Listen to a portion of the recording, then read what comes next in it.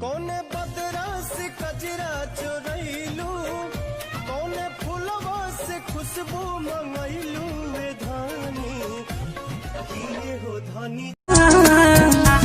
दर्द दिलावा में उठे लसुरहो घरे, दर्द दिलावा में उठे लसुरहो घरे, याद तोहर सतावे तो हम का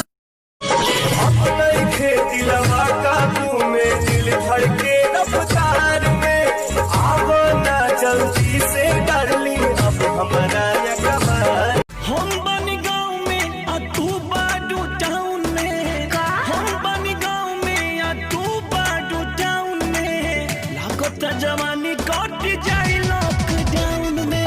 हो जाला वो तो जगले जगल रोज बिहान हो जाला, दर्द दिलवा के हमरा बढ़ा देबे, याद जब भी आवेलू तू रोवा देबेलू।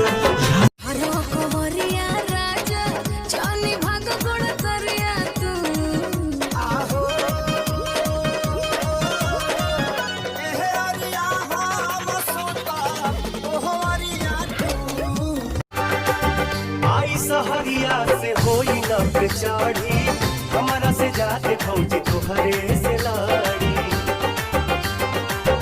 आई सहरिया से होई न बेचारी, हमारा से जातिया कजरोटा लागे, उठवा गुलाब हो, देहिया बुझाला तोहार देसी शराब हो।